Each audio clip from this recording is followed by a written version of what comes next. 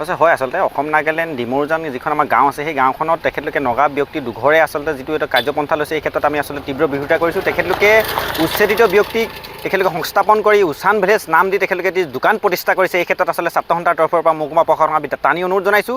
এই ক্ষেত্ৰত আচলতে বিহিত ব্যৱস্থা ল'বৰ কাৰণে ছাত্ৰ সন্থাৰ তৰফৰ পৰা অনুৰোধ জনাইছোঁ। আমি এটা কথা ক'ব বিচাৰিছোঁ, কোনো কাৰণত যাতে উচ্ছেদিত ব্যক্তিয়ে নগা ব্যক্তিৰ লগত মিতিৰালি কৰি তাতে দোকান খুলিব নোৱাৰে বা তেখেতলোকে নাম ফলক লগাব নোৱাৰে এই ক্ষেত্ৰত ব্যৱস্থা ল'বৰ কাৰণে প্ৰশাসনক অনুৰোধ জনাইছোঁ। আৰু এটা কথা ক'ব বিচাৰিছোঁ, কোনো কাৰণত যাতে কোনো এঘৰো উচ্ছেদিত ব্যক্তিয়ে ইয়াত গিজ গিজাই থাকিব নোৱাৰে বা তেখেতলোকে ইয়াত থিতাপি ল'ব নোৱাৰে এই ক্ষেত্ৰত ব্যৱস্থা ল'বৰ কাৰণে আমি মহকুমা প্ৰশাসনক অনুৰোধ জনাইছোঁ। আৰু এটা কথা ক'ব বিচাৰিছোঁ, যিসকল ব্যক্তি এতিয়া উচ্ছেদিত কৰা নাই বা যিসকল ব্যক্তি উচ্ছেদ কৰিবলৈ বাকী আছিল সেইসমূহ গাঁৱত উচ্ছেদ পৰ্যায় মানে কাৰ্যপন্থা লৈ আচলতে তেখেতলোকে ইয়াৰ পৰা আঁতৰাৰ ব্যৱস্থা কৰিবৰ কাৰণে অনুৰোধ জনাইছোঁ। আৰু নগা ব্যক্তিসকলে তেখেতলোকে সংখ্যা বৃদ্ধি কৰি বা নগা দুঘৰ ব্যক্তিসকলে তেখেতলোকে সংখ্যা বৃদ্ধি কৰি আচলতে উচ্ছেদিত ব্যক্তিসকলক লগ লাগি আচলতে তেখেতলোকে উচান ভিলেজ নাম দি আচলতে যিটো মানে কাৰ্যপন্থা হাতত লৈছে এই ক্ষেত্ৰত আমি তীব্ৰ বিৰোধিতা কৰিছোঁ। এই ক্ষেত্ৰত আচলতে জিলা প্ৰশাসনক বা মহকুমা প্ৰশাসনৰ বিহিত ব্যৱস্থা ল'বৰ কাৰণে ছাত্ৰ সন্থাৰ তৰফৰ পৰা আমি অনুৰোধ জনাইছোঁ।